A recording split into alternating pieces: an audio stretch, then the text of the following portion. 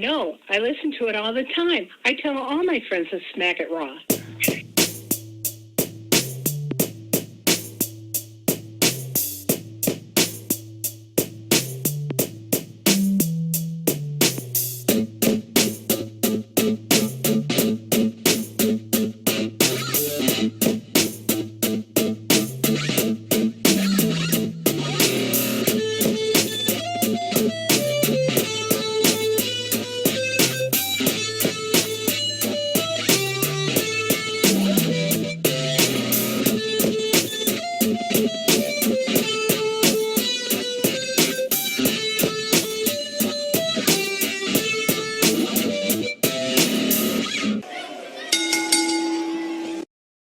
Following podcast contains mature content. The views and opinions expressed by the host are not necessarily those of the host. Listener discretion is advised. Hand jobbers, grab a seat, get your lotion, get your Kleenex, because we are about to smack it raw. I am your host, the Warden, Matt Ritter, and I am here, as always, with my co-host, Sir Cuss-a-Lot Travis Pointer, a.k.a. the Dragon King, a.k.a. Big T, a.k.a. Sweet T, a.k.a. T-Money, a.k.a. T-Bag, a.k.a. Black Merlin, a.k.a. the HNIC. A.K.A. King Dingaling. Just so you know, remember we talked about that coworker that fucked SmackDown up for me last week, and we had that whole discussion. You said you wanted to meet him because he calls you Trevor instead of Travis. Remember that whole thing? Kinda. Okay. I played back the audio of our discussion about him for him to let him know that you now know about him and his disrespect. And what did he say? I think he said he's going to start calling you Brown Marlin instead of Black Merlin or some shit like that. Just getting all weird with it.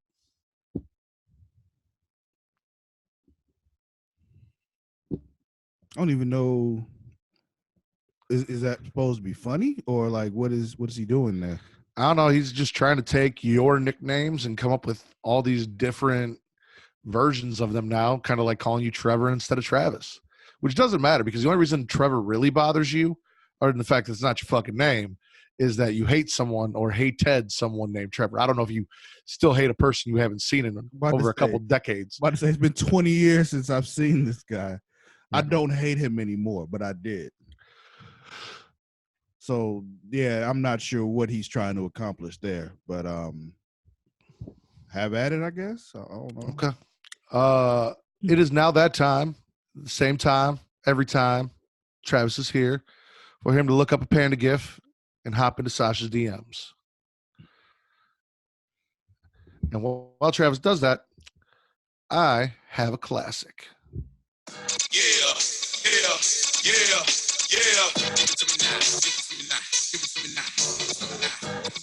One of these days, you're gonna get hit with an actual copyright strike instead of just playing.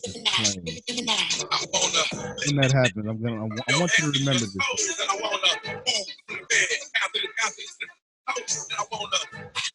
You make so good, I don't want to leave, but I gotta know what's so fancy. I feel like this is very on brand for the Smackin' Raw podcast.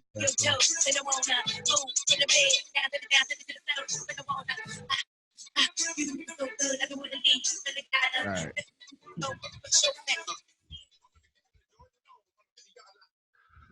Oh, this is a cartoon panda in a dinosaur suit. And it looks like he's trying to say something, but I can't read cartoon panda lips. So, yeah, I don't know what he's saying either. He's probably saying, Sasha, answer me. Yeah, it's probably something like that. All right, Travis, let's get into news and rumors. And first off, it's been a rough couple days. We lost Soul Man Rocky Johnson. Yeah. So we are going to have a moment of silence for the man who gave birth to the great one, man who broke down barriers, the one and a half of the first ever African-American tag teams in the tag team champions in the WWF, Soul Man Rocky Johnson.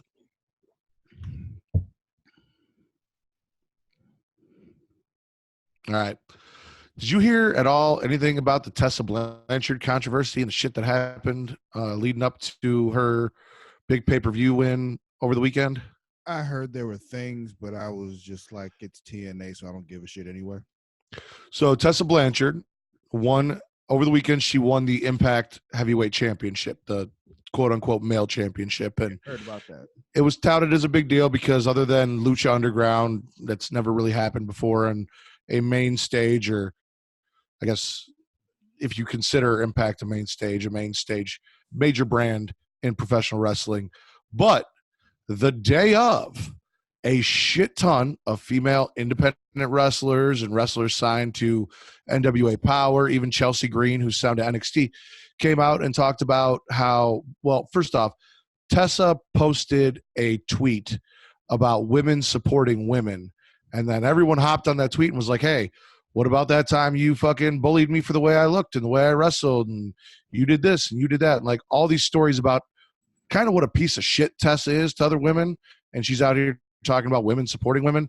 One claim that has been corroborated and also discounted was that there was an African-American female wrestler who Tessa spit in her face and called her the N-word when they were working over in Japan. Now, we've had this discussion before about people using the N-word when they're not supposed to use the N-word, Travis. And you've said that you can tell when it looks like a person said it before. Do you think Tessa Blanchard looks like she said it before? I'd have to look at Tessa again, but from what I look like, yeah, she's probably said it before. Now, like I said, there have been wrestlers who were there, like Allison Kay, who also famously hates Tessa Blanchard, who corroborated the story. I have also seen that the way that Tessa said it was with an A, not an ER, and was given permission by the female wrestler to call her that. And it was like, what's up with that? Because that girl spit in her face first or did something to her first. Well, is this supposed to be like part of an angle or what? No, this was a backstage altercation. Something happened. Why would she give her permission to do that then? They had been friends. She gave her permission to use that word with her or around her. Then they got into an altercation over something. This is just one story I heard. No, I hear you. I don't I'm know if it's true. Trying to put this together. It's like, okay, so she had, like you told me you don't care if I say it, even though I still refuse to say it. Yeah, but I give you. Yeah, I said I don't care if you say it, but if you say it when you're like pissed off at me, you mean it differently. Oh no. So this is. There was an altercation. The girl spit in her face, and it was supposedly Tessa's like, "What's up with that?" Like not necessarily, and that's just okay. So that's different, but yeah. All right. Huh. Whatever. Once again, I don't care. It's TNA. I'm not really about to get into some shit over whether or not somebody says nigga. Like it's just I've told you before. I'm so sick of having this conversation about these people, and it's just like, yo, okay, you're a piece of shit. I kind of figured you were anyway, so who cares? Like it's more so that this was a huge moment for women's wrestling and the progression of women's wrestling, and I argue that it's really not, but okay. Because it's Impact. Yeah, I know. Exactly.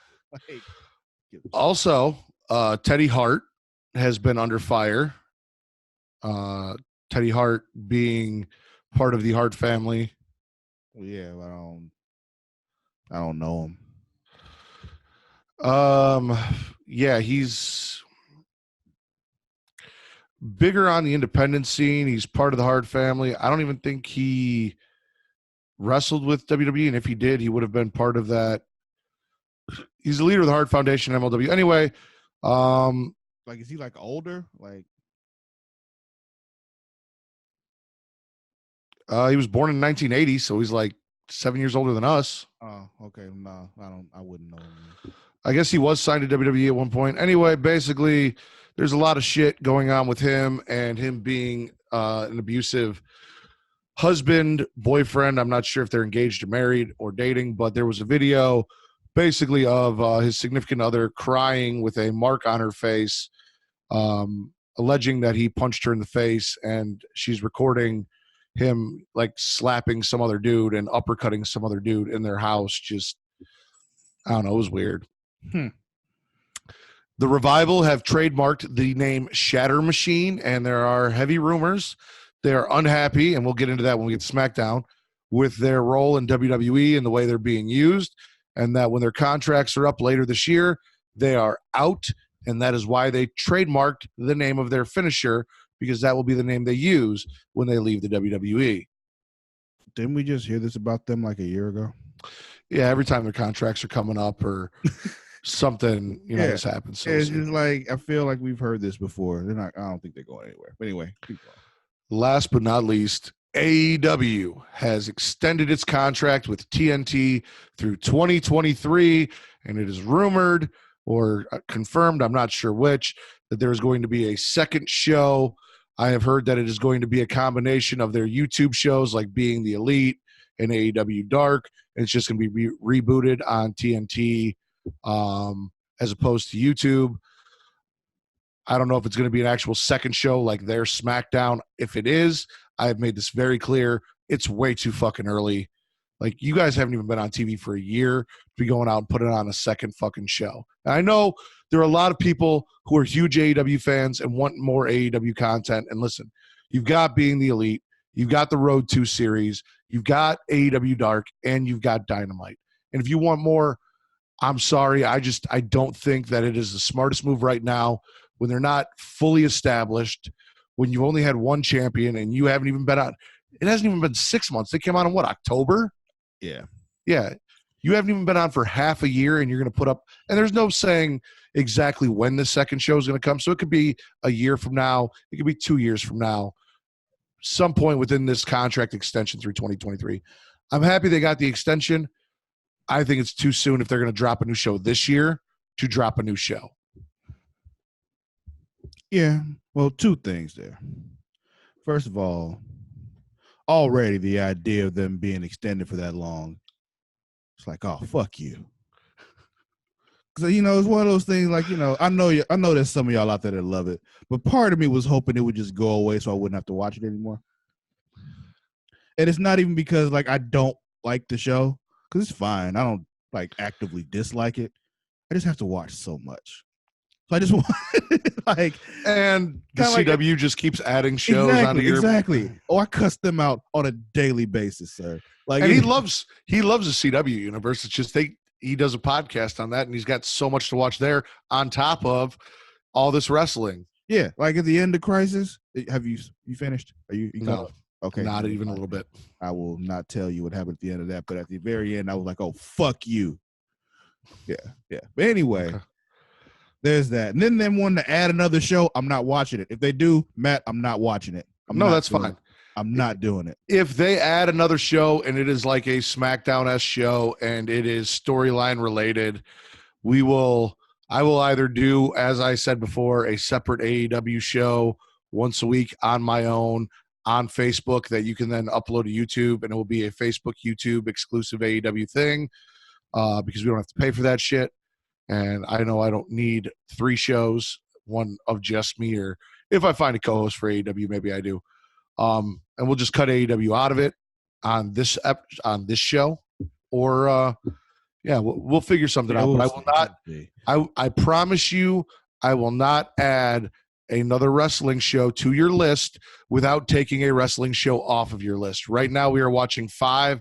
I will not ask you to watch more than 5 wrestling shows a week. 4. I'm sorry, it's 4. Yeah, it's 4 right now. 4. I won't ask you to watch more than 4. Well, it's sometimes 5. It's 5 once a month with the pay-per-views. Yeah. Mm-hmm.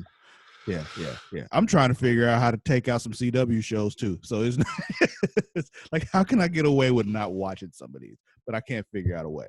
Anyway, well, I have an idea that we can talk about now, or we can run by you later. Yeah, you can run it by me later. Just don't forget, because I'll forget. That's not why we're here.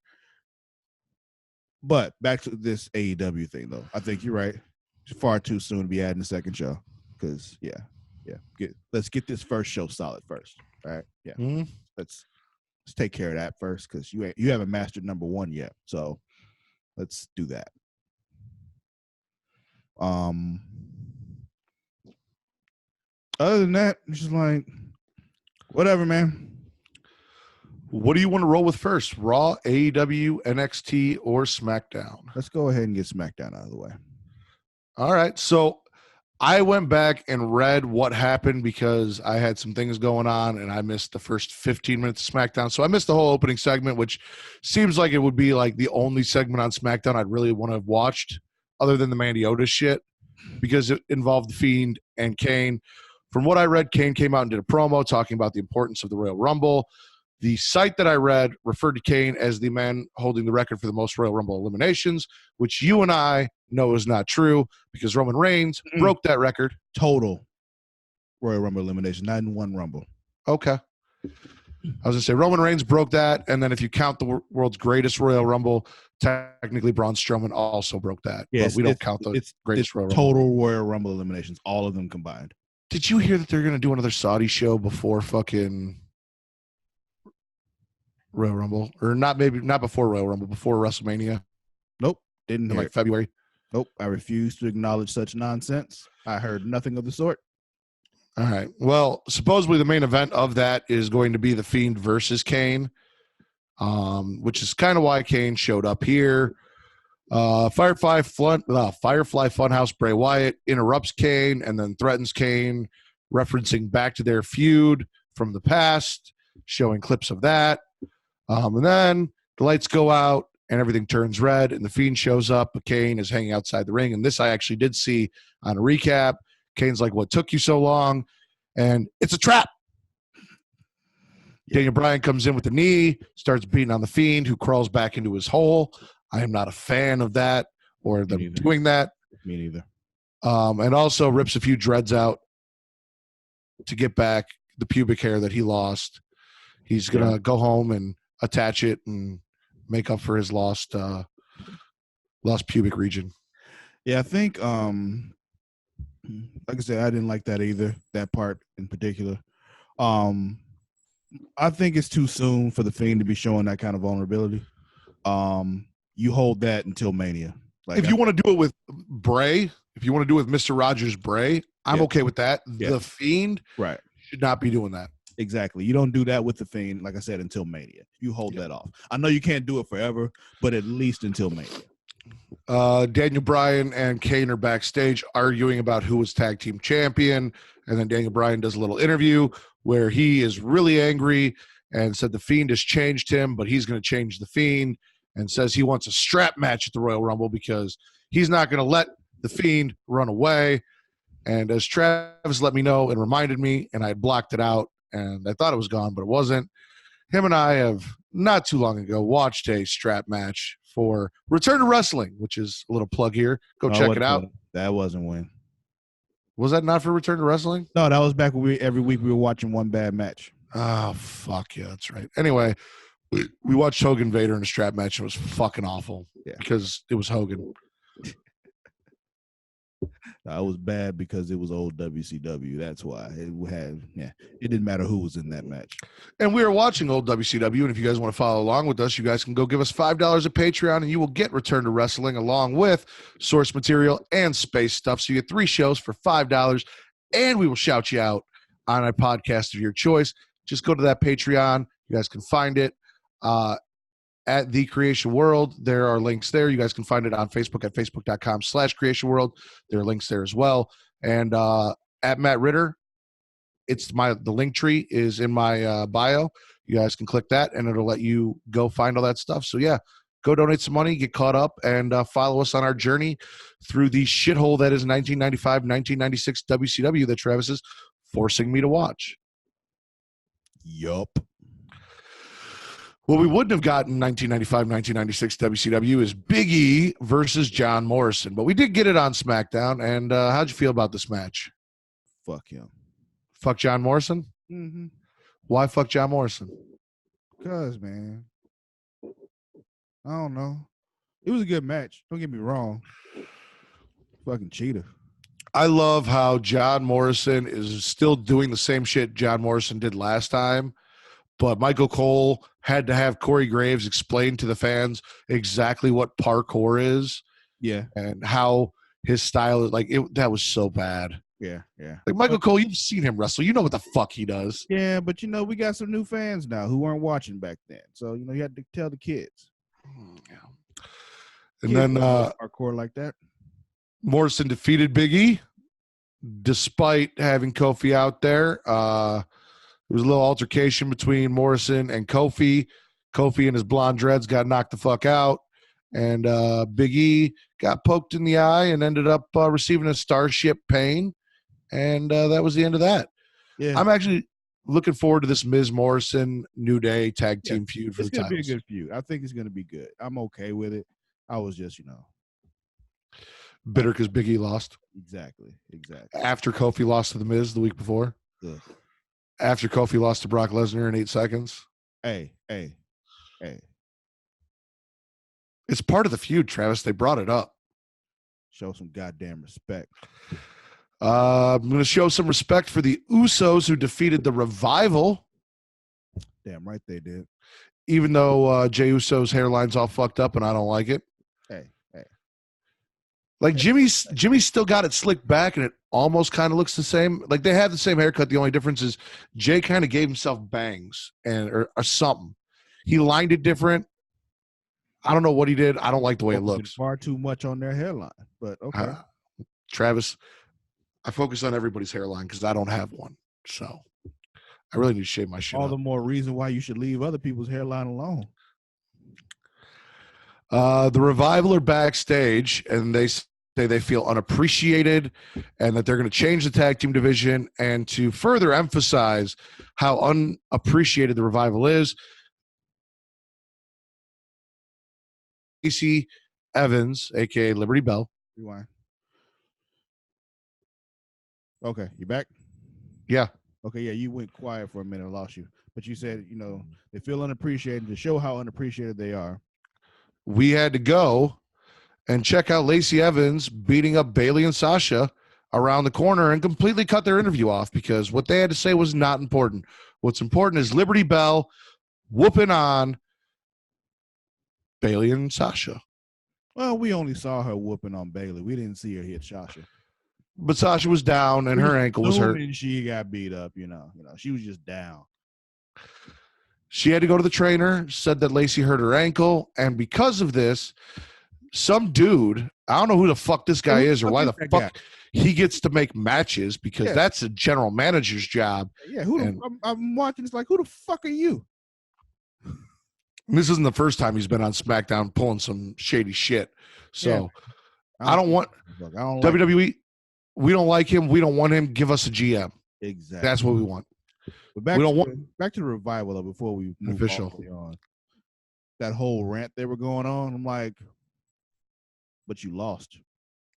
It's just like, I know, like, kind of like, behind the scenes wise, that would kind of be cool and make sense and all that kind of stuff, being unappreciated and all that. But like on television, storyline is just like, hey, I mean, yeah, nobody gives a shit about you because you lose. So, but they're booked that way, Travis. Yeah, because they're underappreciated. Mm-hmm. Well, I know it's a work. It's fine. I'm just saying, I'm speaking to their characters right now. All right. Yeah. So Sasha's in the trainer's room with a hurt ankle, and this dude comes in. He's like, "Hey, this is like the third time you've had a match against Lacey, and you've backed out. So we're gonna have the match." And Sasha's like, "I can't wrestle." She was working on her album. All right. That's not more important than wrestling, Travis. Says who? Well, seeing as she's not a singer or a rapper, she's a wrestler. I'm gonna say me. I mean, before The Rock became the greatest star in the world, the highest paid actor on the planet, he was a wrestler too. But you got to branch out sometimes. And when you branch out, sometimes that can bring you to higher levels. You're just hoping Snoop Dogg's on the record. Well, I'm not hoping. I'm like 99.9% sure he's on that album. If there's really an album. What if there's no album? Well, then that's just fucking disrespectful. I'll never send her another DM. Speaking of albums, Eminem dropped one. Again, just out of the blue, dropping albums. Hey, man. Slim Shady. He can do whatever he wants. So Bayley gets the match against Liberty Bell. Yeah. Bayley's not happy about it. Bayley had a real hard time trying to say whatever the fuck she was trying to say backstage. Like, she just needs to slow down and let her words come out properly. Like, take her time. I get that you're trying to be worked up and show some emotion, but just slow down and speak clearly so things like title actually come out of your mouth when you're talking about putting things on the line. You said that's not the line, and I'm like, wait, what? No, that's not the line. You are correct. Title's not on the line was the line, and you fucked that up. Yeah, you're absolutely right. She just needs to slow down. Take her time. Let the words flow. And then we're backstage with Mandy and Sonya, and Mandy's like, this is going to be the best year ever, Sonya. You're right. I beat Alexa Bliss last week. I kind of got a thing for Otis, and I think the way he was eating the cake and looking at me, that he wants a piece of me. So this is going to be awesome. Oh, yeah, he want to eat them cakes. And Sonya is like, hey, you think you could invite Otis down to the ring to be ringside for me too? Because she saw what I saw. She saw that when Otis comes out on the stage, his sex appeal and animal magnetism distracts all of the females of a straight persuasion in the area. Mm-hmm. They're rendered incapacitated and wins are easy. She saw it and she wanted to try to use that to her advantage. But unfortunately, that power could only be used for good and not evil. This is true. Because he was there. He did the right thing. His lady love fell. He caught her. And she saw him. And she was like, oh my God. She was swooning. And he was like, blah, blah, blah, blah, blah, blah, blah.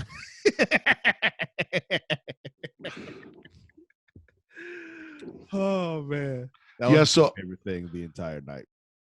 Otis comes down ringside for the Sonya Deville Alexa Bliss match. Mandy Rose makes the poor decision to climb the turnbuckle and get involved in a match that she had no business getting involved in. Nikki Cross knocks her off the turnbuckle right into Otis's arms. He catches her. She feels his hard, muscular body against hers and sees him wagging his tongue in a very suggestive manner. This seemed to upset Sonya Deville a little bit. She is now distracted by his sex appeal and animal magnetism, allowing Alexa Bliss to get the roll-up and the pin, and Sonya loses the match because she tried to harness his powers for evil. Those are powers of love, Travis. This is true. You are absolutely right, sir. Good old Lotus. I really hope he gets some. I do too. Bailey loses to Liberty Bell. Oh, yeah. That match. That was a match. I forgot that actually was a match that happened. Yeah. Mm-hmm. Yeah. Shorty G was talking shit about Sheamus and then kind of made Sheamus look like a fool backstage. Did he? Sheamus looked really angry at the end of that altercation, like pulled one over on him. Sheamus is always angry. Angrier than usual. I guess. He went from white to red in his face, not his hair. Mm. Then we had Elias come out. He was going to sing a song for the crowd, but Sami Zayn had other things to talk about because Braun Strowman once again announced that he wanted an Intercontinental title shot, and Sami said, no. You haven't earned shit. You ain't getting one. We ain't giving you nothing. As a matter of fact, Shinsuke's going to be in the Rumble, and if he's in the Rumble, he ain't got time for a match for the Intercontinental title. So, Braun, you can fuck off, and then allowed Elias to go back and continue what he was doing. Well, Elias said he had taken that time and come up with a whole new song for Sami, that he was going to sing Sami, and the chorus was Shinsuke sucks, and he asked everyone to sing along. They didn't like this very much, so Sami's boys, Cesaro and Shinsuke, came down and attacked Elias before he was even able to get the mic and guitar put away properly, and Braun comes down and makes the save, starts knocking motherfuckers out of the ring like it's a Royal Rumble. Yeah, this feels like such a waste. Like Of what? Of Elias? No, Braun. Of Braun? Yeah. It's just so. Well, you'd think have him winning the world's greatest Royal Rumble, the fake Royal Rumble, and having the most eliminations in that he would be, a prime candidate to put up against Brock Lesnar in that Royal Rumble, and that would be where his focus is. I would like to see him hold the IC title just because I wish he would get a singles title run at some point, sometime in his career, eventually. Yeah, since they wouldn't let him hold the tag titles by himself, because that could have just been a thing. And that would have been fantastic. Yeah, I would have been okay with that being his thing. Is like he's so big and powerful that he's a tag team by himself. And like even if he has to have a partner, make it so every week he just picks a random kid out of the crowd like he did at Mania. Just like, hey, you're my partner tonight. You just stand right there. That would have been great, but they didn't do that either. So, Yeah. Last but not least, Roman Reigns defeats Bobby Roode in a tables match thanks to help from the Bloodline, the Usos, who came out and put Dolph Ziggler through a table. he won that match because of their stupidity. They were in the ring. The table was set up. They had him beat down. All they had to do was throw him through the damn table.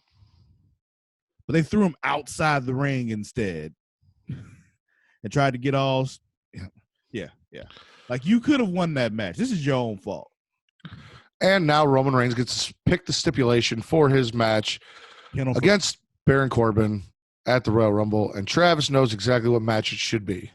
It's a Kennel from Hell match. This is exactly what kind of match it should be. They've been playing on this big dog gimmick. They've been throwing dog food on them all this time. Kennel from Hell match is what it needed to be. But, of course, they don't give it to us because they suck. Do you think after 20 years, a Kennel from Hell match is going to be any better this time around than it will be next time around? Or last time around? Mistakes, man. You make it better. So did they announce what the match was going to be? Did Roman say what it was going to be? Yeah, but I wasn't listening because it wasn't. I didn't hear him announce that. Did you really not hear him? No. Oh, I just fucking with Fall Count Anywhere. Okay. Oh yeah, no, I did hear that. That's right. He said the arena's really big and blah blah blah blah. Yeah. And when he said that, like, yeah, that's a real big arena. There's a whole big space. I'm like, that's what she said. Spit or swallow, SmackDown. Spit. Also, I've added a third option to this on the polls that I do on Twitter, Gargle Undecidedly. Yeah. I'm not Gargle. That was inspired by you. Yeah, I know. So you're spitting SmackDown. Yeah, I'm spitting it. I'm going to spit it with you because the only thing I really think I would have been interested in other than Otis and Mandy was The Fiend, and I didn't get to see it. And it wasn't good. So. And like I said, I didn't like that. I read that he retreated into his whole Raw, AEW, or NXT. NXT. Okay. We kick off the show with the one, the only, the impressive, the limitless, the Keith Lee. Comes out and cuts a fantastic fucking promo. His presence, his promo skills, his entrance music, everything. The man is just a fucking star. Speaking of entrance music, he is one, I swear, you can tell he really fucking loves his music. Like, you see him the whole time he's coming down to the ring. You can feel it. He's like feeling it the whole time and shit. I'm like, this man really loves his music. And you can tell that there's some people who really fucking love their music. Shawn Michaels was another one you could tell loves his fucking music. Well, he sang his music, so. Well, Keith Lee does too.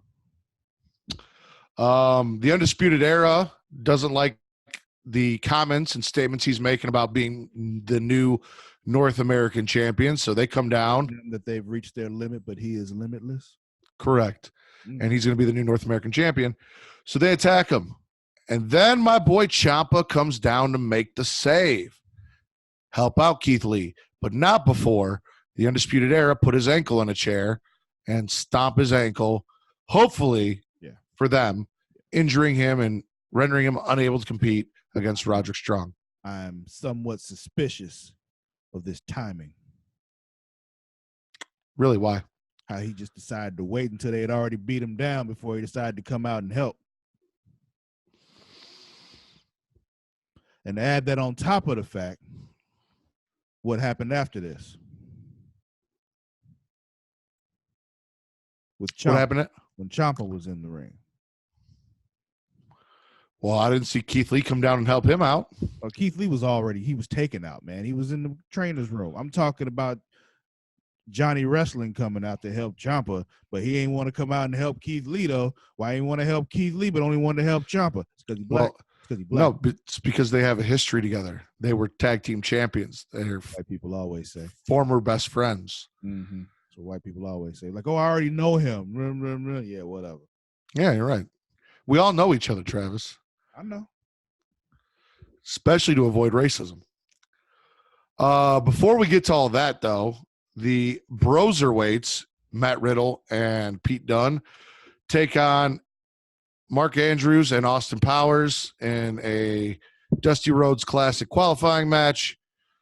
And the Broserweights win. And this was a damn good fucking tag team match. Yeah, it was fun. I enjoyed it. Like, Mark Andrews and Austin Powers are very talented, high flyers. Mark Andrews also sings his own theme music.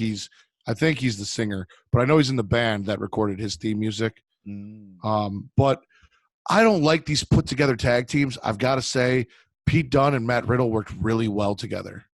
Yeah, I don't like most of them either, but it was one. I'm like, okay, and you can tell they went out of the way to try to match as a tag team too, like the gear and all that shit. So I appreciate that. I didn't like Matt Riddle's mustache, but that's a whole nother thing. But maybe he'll start doing the mustache ride. All right. Mm-hmm. Ciampa then comes down to the ring to tell Cole that the Undisputed Era took out Velveteen Dream and tried to take out Keith Lee, and looks like they've got a hit list. Well, Adam Cole's on Ciampa's hit list, and the Undisputed Era adds Ciampa to their hit list. They come down to attack him, and then as Travis said, Johnny Gargano comes down and attacks the Undisputed Era, saving his former tag team partner, who he was tag team champions with, his ex-best friend before Ciampa turned on him, and they had a rivalry of the year. And now they're reuniting, and not only are they reuniting, they weren't even friends anymore, but he came down and helped them anyway. Well, they've become friends slowly, reluctantly again over time. Because don't forget, when Finn Balor made his debut and turned on Johnny Gargano, Johnny was side by side with Tommaso Ciampa, ready to take on the Undisputed Era then, before Finn Balor came down and kicked him in the face and fucked shit up. Right. Before War Games. Real convenient. They've slowly been mending fences.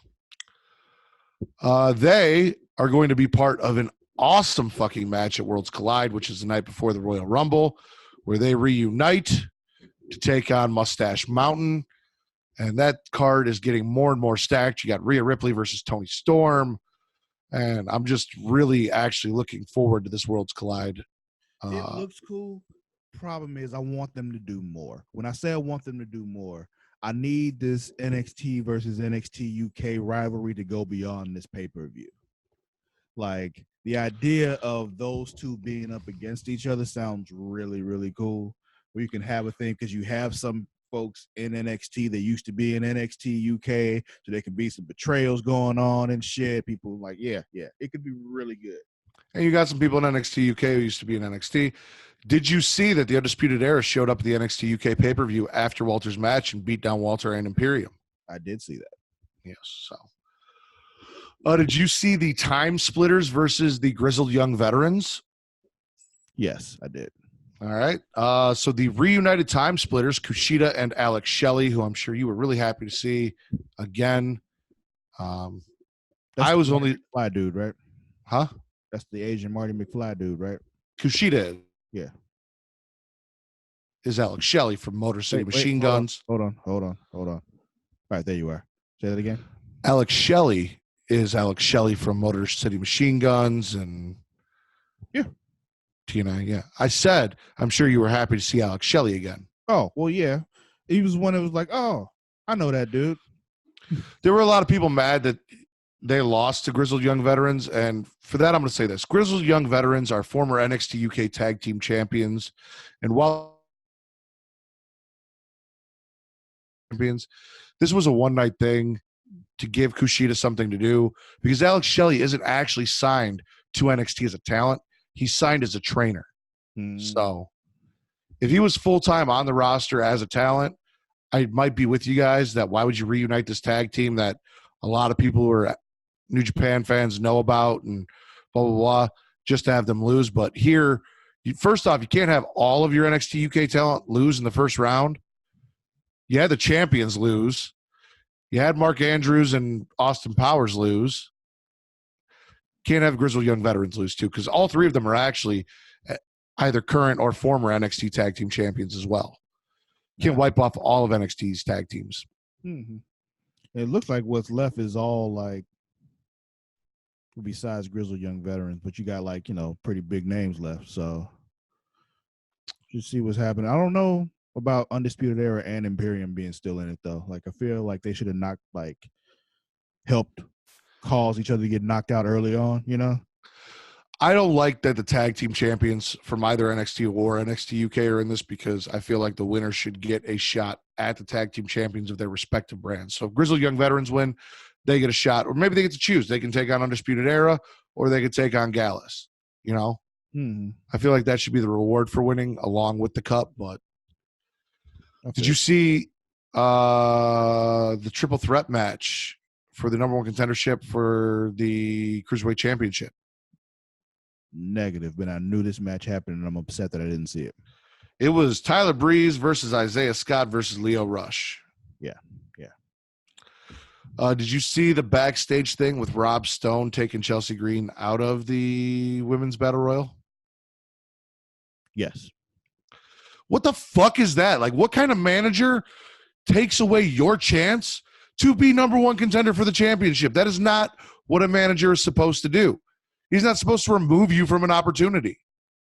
He's supposed to get you opportunities. Yeah, but what he's working on is just them handing her a number one contendership, though. See, that's what he thinks he can do. We'll see. Yeah. He thinks he's that good.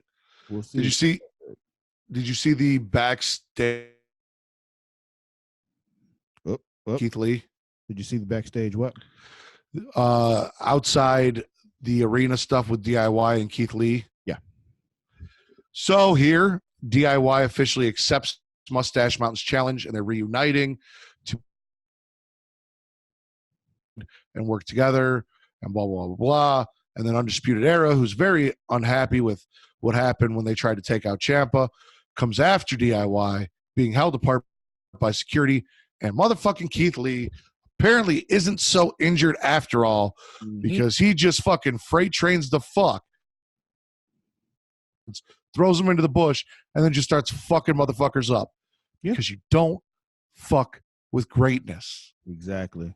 Like he took one security guard, threw him through a windshield of a car, tossed another one another way, and he was like, "Yeah, bring that shit." Like, yeah, it was. He is not fucking around. Mind you, at the beginning of the night, Keith Lee was handily defeating all of Undisputed Era on his own until they grabbed a chair and hit him with it. He was handling his business. He didn't need help until the chair thing happened. True. And then you saw the Women's Battle Royal main event. Okay, so not good enough for Hulu. NXT edition is just the triple threat match for the number one contendership for the Cruiserweight Championship. We saw Isaiah Swerve Scott defeat Tyler Breeze and Leo Rush. Leo Rush was fantastic in this fucking match. And it's not even a one-on-one match because he goes on and it's a fatal four-way match for the Cruiserweight title. The Brian Kendrick and one of the NXT UK talent. And then I think there's another NXT UK match are going to decide the final two members of that fatal four-way at Worlds Collide. Oh, okay. Women's Battle Royal. There are women in here I've never seen before. We got Mercedes Martinez returning. We got Casey Catanzaro returning, and I thought she was done. Like, I thought she was done. She showed up. The Ninja Warrior chick? Yeah, Ninja Warrior chick. Yeah. A lot of really good talent. Shotzi Blackheart eliminates Shayna Baszler. That was pretty fucking cool. Yeah, that one white girl that got beat up by herself at that other pay-per-view.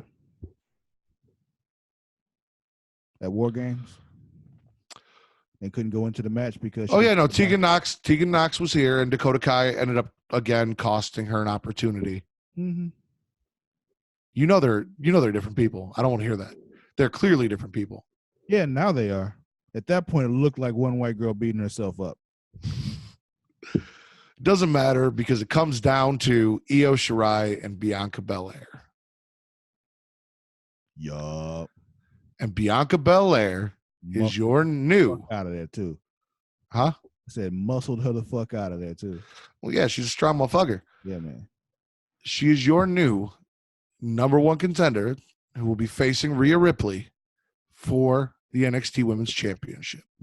Yeah, I mean, That's dope. I know she's not going to win, but it's still dope. Well, then that's my thing. There were a lot of people that I saw that were really upset that Bianca Belair won instead of Io Shirai because Io Shirai is some big indie talent and this and that, blah, blah, blah. And I'm like, listen, first off, if you really want Io Shirai to like have a real match where there's a chance she's going to win, it's not this match. Rhea just got the title, and Rhea is over as fuck right now. Yeah. You do not want to be. They don't switch titles back and forth like that in NXT, so she's not about to drop the belt right now. Yeah, you do not want to be Rhea Ripley's first opponent after beating Shayna Baszler because you're not going to win. Yeah. So get your priorities right. If anything, I would have rather had Io win, even though Io's lost a few times and so has Bianca Belair. So really, it doesn't benefit either woman to lose to Rhea as well because they both lost to Shayna at least twice, I think, in their attempts to get the title. Not doing either of the girls much any favors. SmackDown, spit or swallow. Well, I already told you I was spitting SmackDown, but Or I'm sorry, NXT, spit or swallow.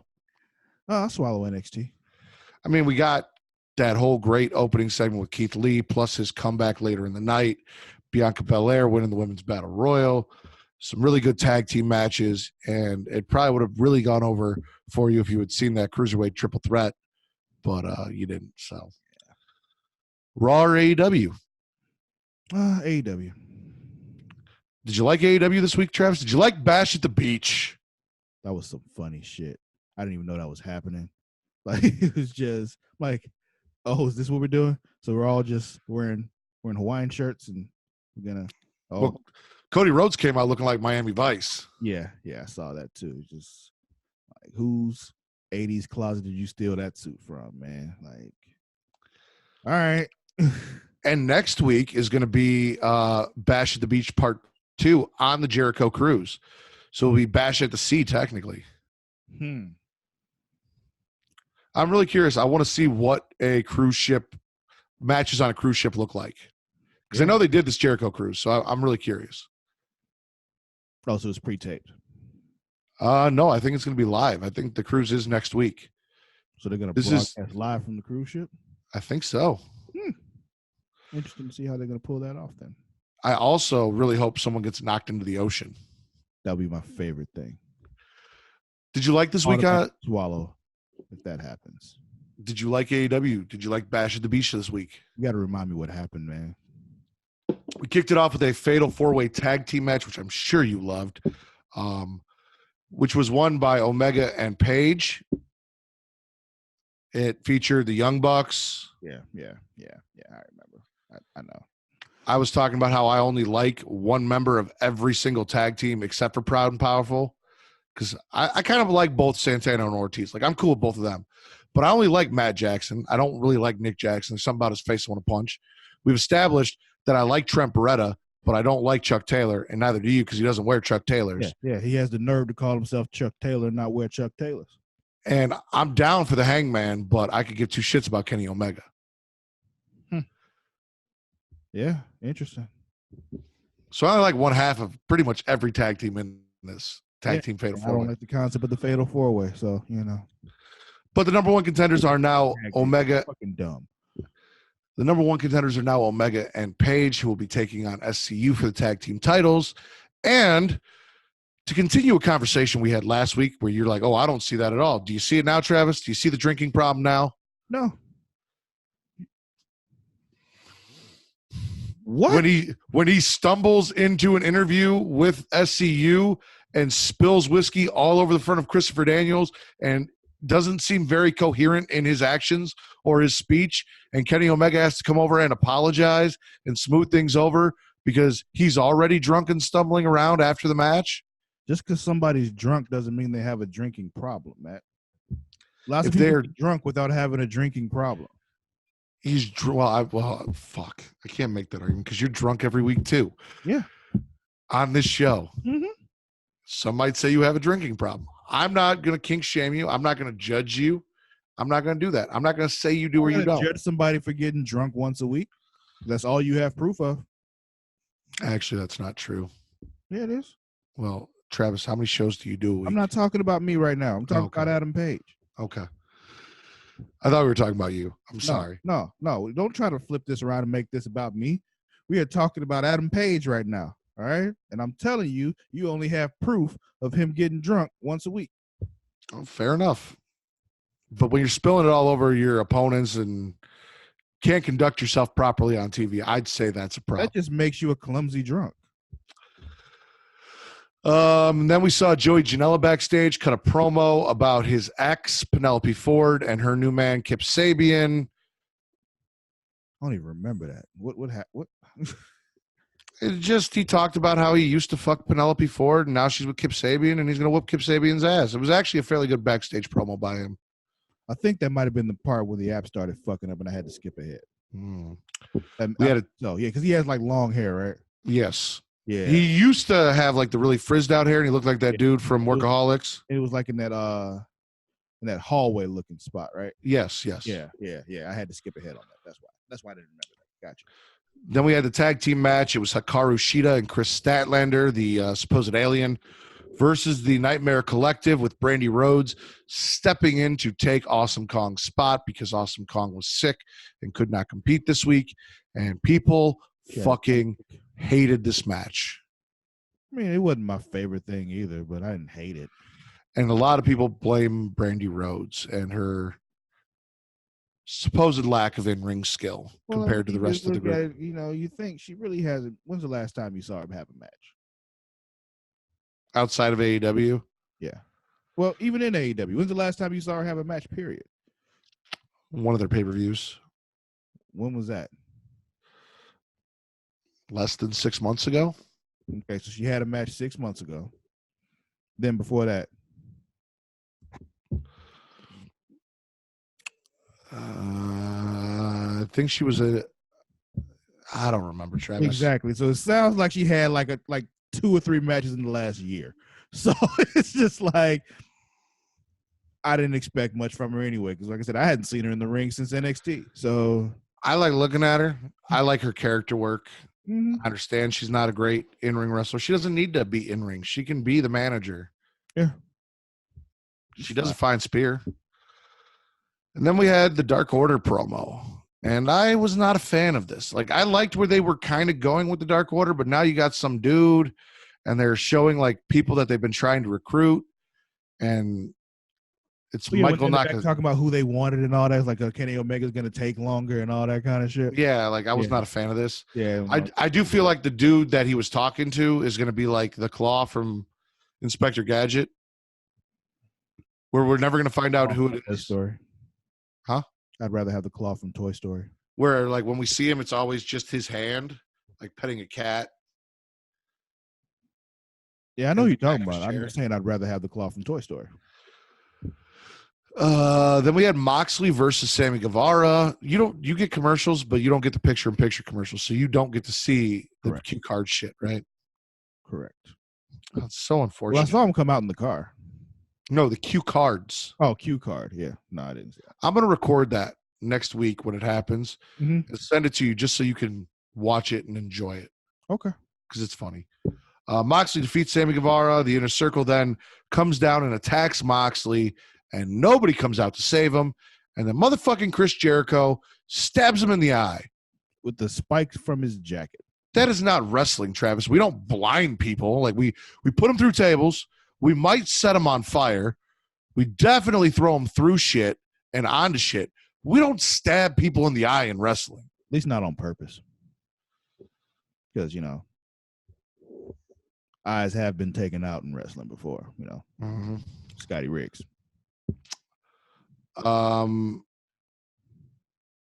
We find out later on in the night that Jon Moxley may now be the Dread Pirate Mox with the eye patch. Looked like, what the fuck was his name?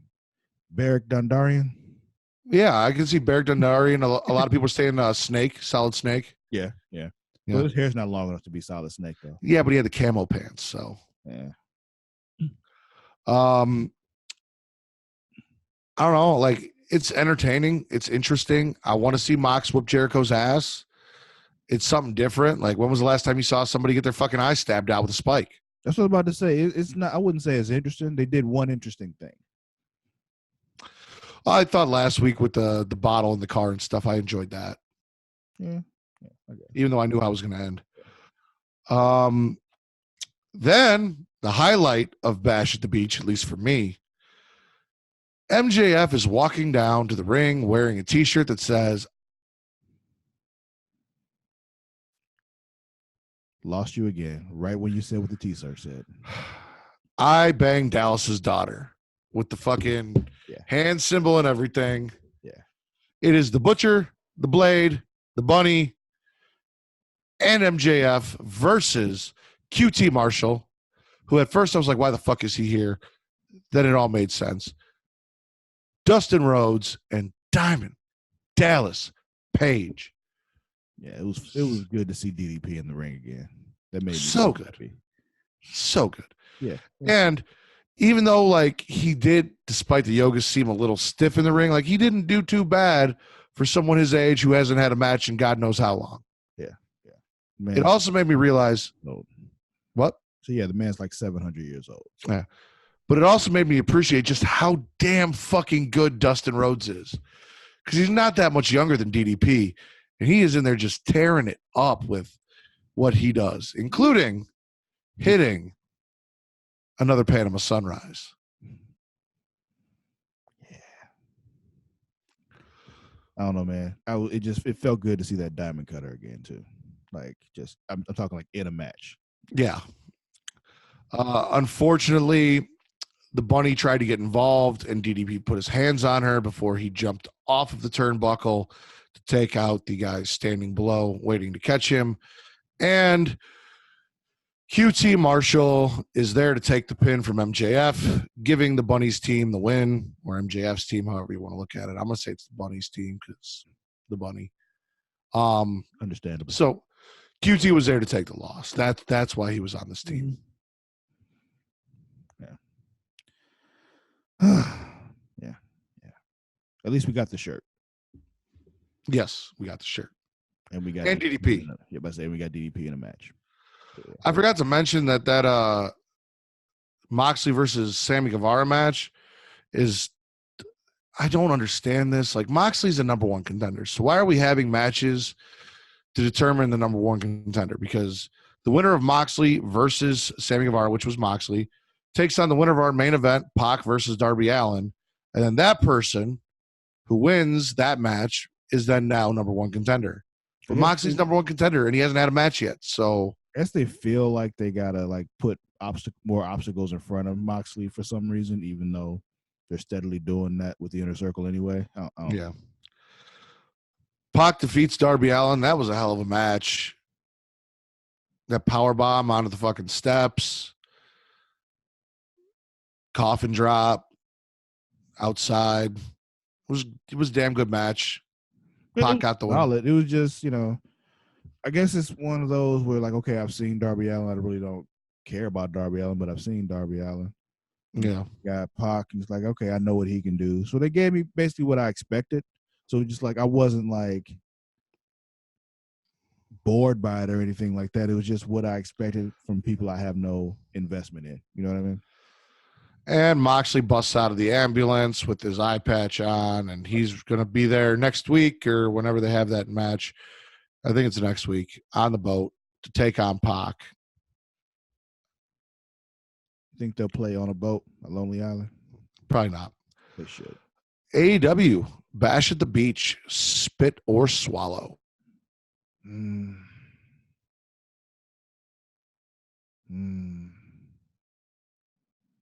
between a gargle and a spit right now. Why a spit? Just nothing really stood out. Really? There was plenty of just, okay, that's cool. Okay, that's cool. Okay, that's cool. What was that?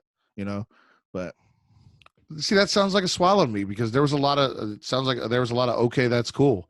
Whereas I feel like a spit is that show sucked. Well, to me, a spit is just more bad than good. Was there more bad than good? I'm teetering. I'll say I'll gargle it. See, I'm swallowing because I got DDP back. And because Moxley got stabbed in the eye, and I haven't seen someone stabbed in the eye in a long time. and I had the bunny. I was happy with it overall. I didn't think it was a bad show. Also, we had those lifeguards, that rotating cast of lifeguards just chilling up there. You're right. You're right. We did have that. So, When they first turned on the show, like, oh, we getting this? Okay. Hey, baby. gargle undecidedly, you said? Yeah, I'm gonna gargle it. So you spit SmackDown, you swallowed NXT, you're gargling AEW. Let's find out what Travis thought about Monday Night Raw, or at least what he saw of Monday Night Raw. Kick off Monday Night Raw with Randy Orton calling out AJ Styles. AJ says that his RKO is better than Randy's, and I call bullshit right off the bat because it was everybody on the planet calls bullshit on that one. He says he's going to use that RKO to win the Rumble because he does it so well. And then Drew McIntyre comes out. And Randy does not seem happy that Drew McIntyre came out. I wouldn't be either if I'm Randy Orton. He's just like, Drew lost you again. He's just like, what? Throws the mic down, puts his hands up in the air, looks very just like, what the fuck is this? Yeah. Drew then challenges both guys to a match tonight, and the crowd seems to want it. I was down for it. So instead of AJ versus Randy, we get Drew versus AJ versus Randy Orton. The OC try to come down and interfere, but they get taken out. Drew wins after a Claymore kick, but we get to see Randy Orton do a Styles Clash. And Randy Orton's Styles Clash is way better than AJ Styles RKO. Yeah, he clashed the fuck out of him. It was an interesting opening. I like where they're going with Drew McIntyre. I'm glad you got to see a little bit of what babyface Drew McIntyre has to offer because he's been not good enough for Hulu for the past month or so. Yeah, it's I said before, I know why he's become a babyface because people are cheering him because people like big bad motherfuckers. So, and he's a big bad motherfucker. Yeah. Did you see Ricochet versus Mojo Rawley? Negative. Did you see Charlotte versus Sarah Logan? Negative. I know you saw Paul and Brock. Oh, I definitely saw Paul and Brock. You want to talk about Paul and Brock? Let's talk about Paul and Brock. So, first off, fuck Paul Heyman.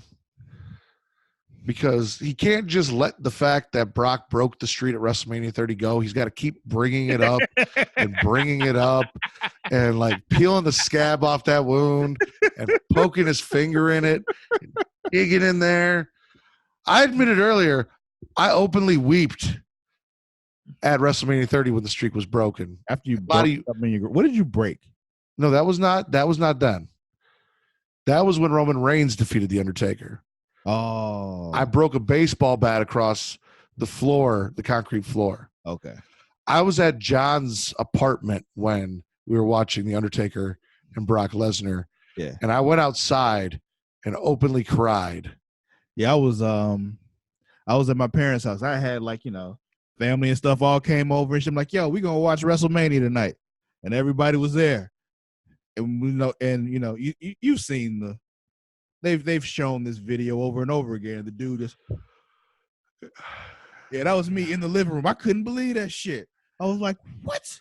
It was almost as bad as when they didn't hand the ball to Marshawn Lynch on the 1 yard line. I was that shocked. And honestly, if I think about it, I think this was the same year. Anyway, I could be wrong. So Paul keeps bringing that shit up and touting about how great Brock is and what Brock's going to do in the Royal Rumble and blah, blah, blah, blah. And then R-Truth comes out, our 24/7 champion. And R-Truth is declaring himself for the Royal Rumble because he wants to throw Paul Heyman over the top rope and win. Paul Heyman is just baffled by the audacity of R-Truth, explains to R-Truth that he is not in the Royal Rumble, but Brock Lesnar is in the Royal Rumble. Like, wait, so you not in it? So then R-Truth undeclares himself for the Royal Rumble, which I think is the first time I've ever seen that happen. I've never seen someone immediately undeclare themselves for the Royal Rumble. Wait a minute, I got to fight. Oh, fuck that. Shit, you know what? Ron Killings, I feel you. And if what Brock Lesnar did to Kofi, if what Brock Lesnar did to The Undertaker at WrestleMania 30, if these things are not enough to make Travis and I dislike Brock Lesnar then proceeds, after R-Truth has backed himself out of the Royal Rumble, to pick that man up and F5 him, allowing Mojo Rawley to become the new 24/7 champion. Here's the thing. They cut that part. I didn't cut it. I know. What I'm saying is they cut the part when Mojo won the 24/7 title on Hulu. I didn't know that happened until just now. Really? Because maybe that was on, that might have been on Twitter, not on Facebook. Yeah, no. Brock Lesnar cost R-Truth the 24/7 title to Mojo Rawley. Motherfucker. Oh, well, he'll win it back. Well, actually, Mojo did not run away.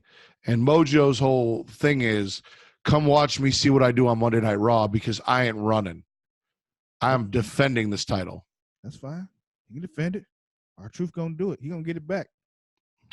He's a record holder, Matt. Did you see Lashley versus Rusev? The most titles in WWE history. Did you see Lashley versus Rusev? Yes.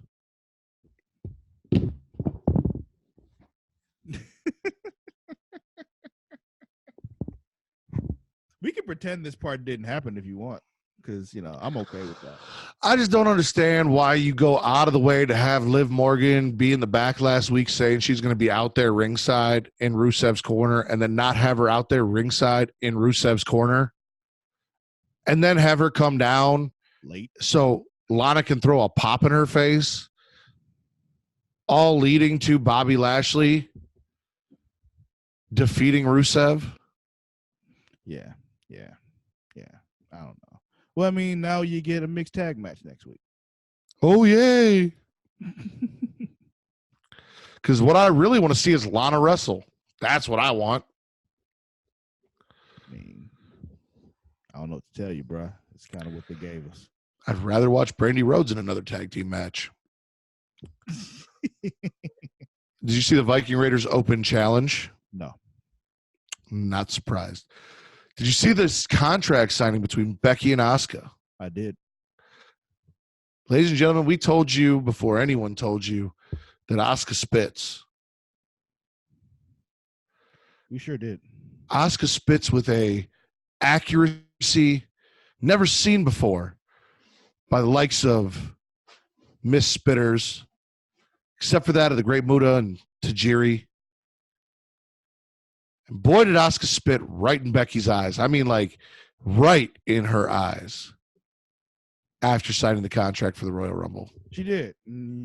It looked like it actually really, like, for real went in her eyes, too. Like, oh, that's... And Becky sold the shit out of it until it was promo time. And I kind of wish she had still sold it during the promo a little more. Like, yeah, she had her eyes closed, but it looked like it really hurt until it was time to talk. And then all of a sudden, it just... her eyes were still shut, but it didn't seem to bother her as much while she was cutting that promo. And it was a great promo. That was the anger and adrenaline, man. Becky cut a fantastic promo about what's going on with her and Asuka and her being blinded and blah, blah, blah. Now we got to step it up. Like, Asuka's got to get the black mist or the red mist. We can't do the green mist because we've done the green mist enough now. Now we get a title match. Asuka's got to bring something new to the table. We need to up the ante. So she's going to come out with different color face paint, which signifies as new mist. I'll tell you right now, if she's got red drips or black drips, you know a new mist is coming. Did you see Andrade versus Ray? No.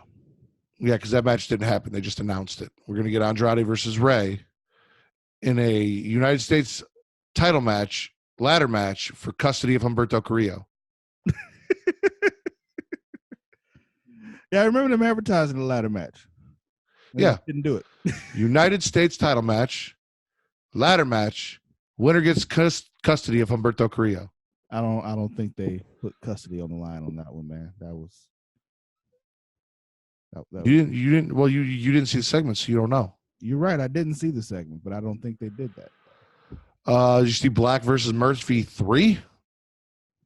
Yes, Aleister Black wins again, of course he does. but Buddy Murphy supposedly kicked out of the Black Mass, and that was some bullshit because he didn't. My only problem, and That ref is fucking up. and I've seen it in his matches before, and I think I've talked about this. But when your finisher is a kick to the face, I don't need you constantly kicking him in the face. What do you mean? Aleister Black's finisher is a kick to the face. Correct. But throughout the match, he kicked him in the face several times. Mm-hmm. He's like, I kicked you differently this time. Okay. Okay. It's kind of like when your finisher is the sharpshooter, so you work on the back, or your finisher is an arm bar, so you work on the arm. You got to soften it up, so when you hit that finisher, it's done and over with. It's not the same. Because It is. It's 100% the same. No, it's not. It's not. It is. Because if my finisher is the sharpshooter, I don't use a variation of the sharpshooter to hurt your back. Could use a Boston Crab. Could use Scorpion Deathlock because that's different. But they don't. You don't know that? I do know that. You don't know that. We do know that. The point is you're working on the body part. Yeah. The majority of his offense, You can do it without kicking him in the face. the majority of his offense is punches and kicks, and the body part he needs to work on is the head. So that's going to happen. And I told you. It's not just kicks, it's knees, it's backhands. Again, I told you what my problem is with it, and that's it. Yeah, you're right. You're, as you always say, you are entitled to be wrong. And in this case, Travis, you're wrong. No. And it's okay. Fine. It's fine. Black defeats Murphy again. And I thought it was weird. Like, I'm surprised they had Buddy Murphy lose 3 times in a row, but it's set up for what we got in our main event. Mm-hmm. We got Rollins, the Monday Night Messiah, and the AOP versus Big Samoa KO in a fist fight. Yeah.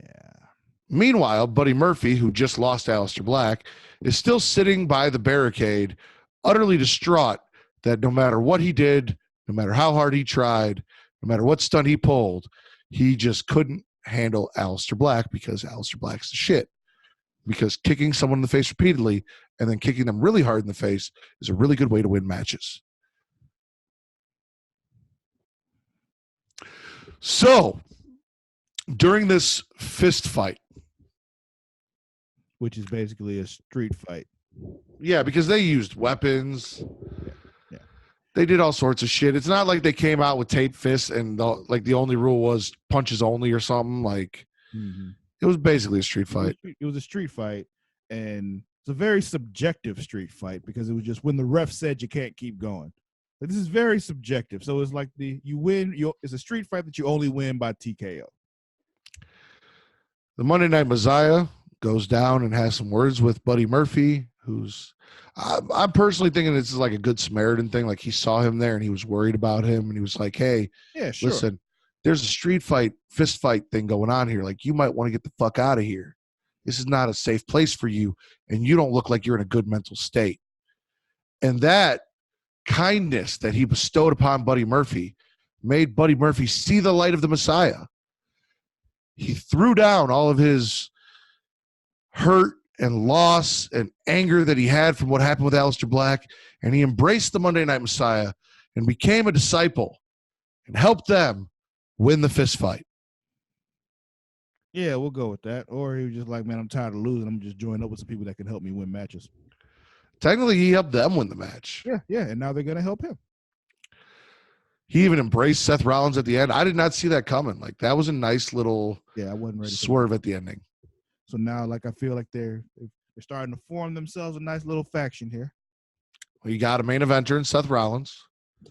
You got a tag team, and you got a mid-carder. Yep, and you got your worker. Now, if they added a woman, it'd be perfect. And it can't be Becky. Well, we'll talk about that in Not Good Enough for Hulu, Monday Night Raw edition. Before Mojo Rawley won the 24/7 title, he lost a match to Pew Pew Ricochet. Pretty Rick is what they call him. Mojo Rawley then defeated R-Truth to become the new 24/7 champion. The Viking Raiders issued an open challenge, which was accepted by the Singh brothers, who then effectively got destroyed by the Viking Raiders. And as we talked about, they announced the Andrade Rey Mysterio ladder match for the U.S. title and custody of Humberto Carrillo. And also, Charlotte Flair defeated Sarah Logan. And I have seen that based on what's happened between Charlotte and Sarah lately and the losing streak that Sarah seems to be on, Sarah Logan might be an interesting candidate to join up with the faction that is becoming the Messiah's disciples, Rollins' disciples. I don't know what we're going to call this group Whatever yet. they're going to call them. Yeah. Yeah. Disciples of Pain. Mm-hmm. But yeah, once you do that, you got somebody in each division. See, I liked Architects of Pain because Seth Rollins is the architect, and then the AOP are the authors of Pain. Like, I thought that was good, but now you added Buddy Murphy, so I don't know what you call him. But anyway, what do you think of Sarah Logan as the woman joining that faction? That could work. That could work. I was thinking somebody returning, but you know. Do you have someone in mind? No. I'm just thinking there's a few people out, so somebody who comes back can take that spot. You know, could be, you know, even if it is Ember Moon, I don't think she would fit, but like, you know, No. or No, Nia she wouldn't. Jax or somebody like that can come back. I don't see Nia Jax in it either. Like, the only person I really see would be Ruby Riott, and I don't really think Ruby Riott, because she was the leader of the Riot Squad, needs to be a lackey in Seth's group. See, I don't even think she'd really be a lackey though. Anyone that's not Seth Rollins is a lackey. Oh, Travis. Matt. So today, with the snowstorm and everything, I was like, fuck it. I'm going to watch my first ever episode of AEW Dark and see what's up, right? They had a match in the main event. Something that you haven't seen on AEW that I think you would enjoy very much. It's called the Gun Club. Okay. And it's basically DX. Their entrance is DX inspired. It features Billy Gunn and his son Austin Gunn. And it's basically Billy Gunn, the ass man Billy Gunn, and little Billy Gunn, the ass man. They called him the ass boy, which I thought was kind of funny too. But they did that. If you're not down with that, or if you're not down with the Gun Club, we got two words for you. The crowd chanted "Suck it." Son did the famouser in the match. It was very interesting. You don't say. Yeah. I'm not gonna watch it still, but you know, No, I know. Don't say. Yeah, no, I was very intrigued by that. Yeah, I understand why. Monday Night Raw, spit or swallow. I'm a swallow raw.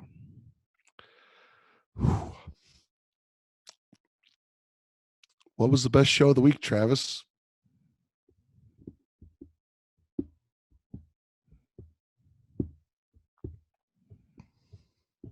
NXT.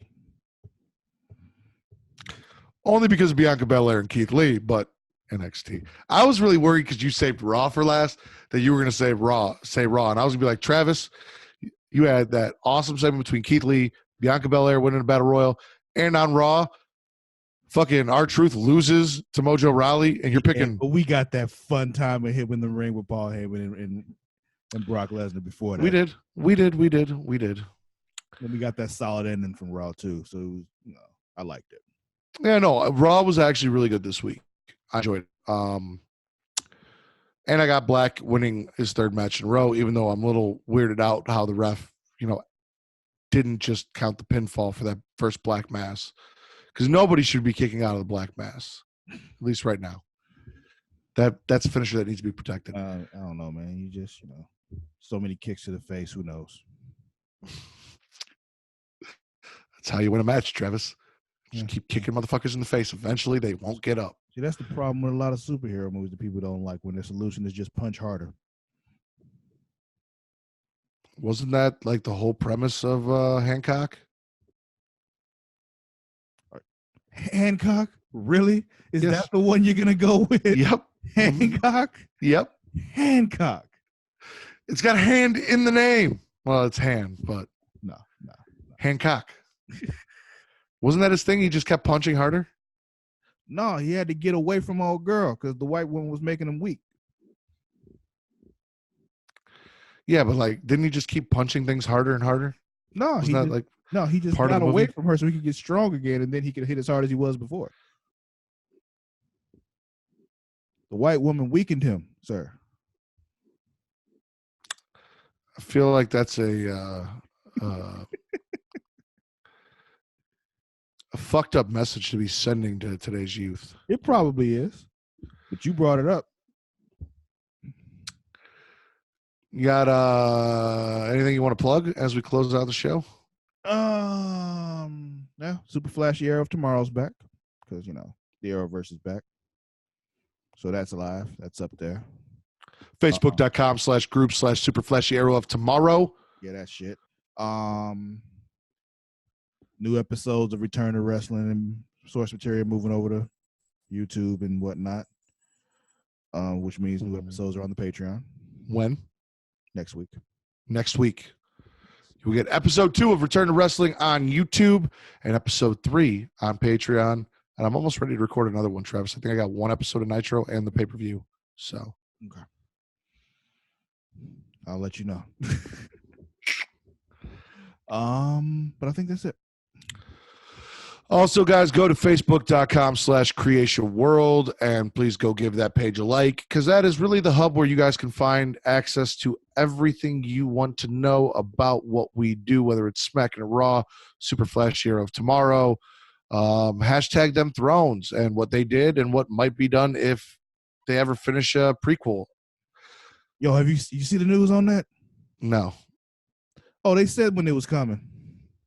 2023. 22. Also, you get Creation Conversation roughly once a month. And I saw Travis said something about Westworld returning. So we'll get Wild Wild Westworld back in March. And you guys can find all of that content in that one location, facebook.com/creation world.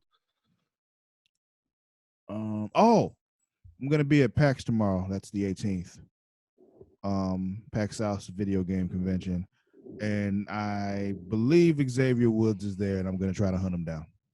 That would be awesome. And if you could get him to record anything and say Smackin' It Raw, yeah, that would be fantastic. I'm going to try to hunt him down.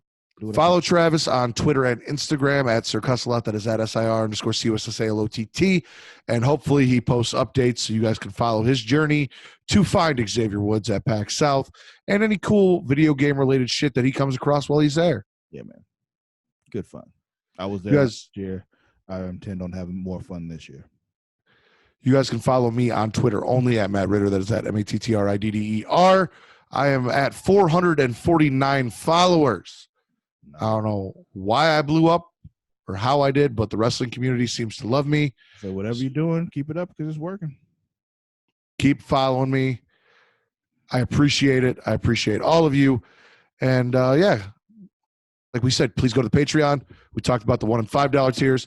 There's a $20 tier where you get behind the scenes so you can see all the stuff that is recorded that we don't know is being recorded, that Mara is putting together. Stuff between Mara and Travis and John, Travis and me, Mara and John. Yeah, this past episode of Super Flashy, there was some hilarious shit that happened before we recorded. So, yeah. Well, it was recorded, but before the show itself. Yeah. If you guys want to give us $50, you guys can pick a topic for us to discuss. It could be anything. You want us to talk about Goku versus Vegeta or Goku and Vegeta on Dragon Ball Super instead of wrestling, we'll do it. You want us to find a way to compare Dragon Ball Super to wrestling, we'll do that. Whatever you want us to do, we'll talk about it because you gave us the money to do it. And don't forget, if you get the $1 tier, you get the $1 holler. If you get the $5 tier, you get that plus the $1 holler. If you get the $20 tier, you still get the $5 tier and the $1 tier. If you get the $50 tier, with that $50, you still get the perks of the 20, the 5, and the 1. And then for $100, you guys can not only get your shout out, get your episodes, get the behind the scenes, and pick a topic. But come on, I got to stop knocking the mic out of my face. But come on here and talk about that topic if that's what you want to do. If you don't want to do that, we'll do a whole episode dedicated to your topic. Then you come on and you do what we normally do and talk about wrestling, or go with Mara and Travis and talk about Super Flash Year of Tomorrow and the CW verse, or go on the creation conversation because I won't be there. Take my spot. Talk about me the entire time on there and really piss Travis off. Did you notice that on the last episode, John got me on the episode without actually getting me on the episode? No, I didn't. I was drunk. What happened? The whole theme of his movies, the trivia thing that you guys do. Oh, name that movie? Yeah, name that movie. His whole theme was actors named Matt. Oh, is that what it was? I forgot. But yeah. Yeah. I appreciate that, John. So you guys get to be a part of all of that if you want any one of those shows, and you get all the perks from before. The $50 tiers and $100 tiers are limited. So if it's something you want to do, please do it as soon as possible, and we would appreciate it. Also, go check out our merchandise at Teespring, and that can also be found on the link tree, which you guys can find on my Twitter, and it's also linked in facebook.com/Creation World, correct? Yes. Yeah. Go get some swag. And Travis said we got some new swag coming. I don't know if he's going to design the stuff or if he's actually going to let me go in and design some shit. We'll figure that out later. But yeah, we'll have to talk about that because Matt don't have no chill. But we'll see what we can do. I try and hook you guys up with everything possible. Anything else, Travis? I think that's it. All right, hand jobbers. I hope you guys have smacked it as raw as possible. Time to put away the lotion, put down the Kleenex, call it a night. For Sir Cussle, Travis Pointer, I am the Warden, Matt Ritter. We are smacking it raw, and we are that damn good. Peace.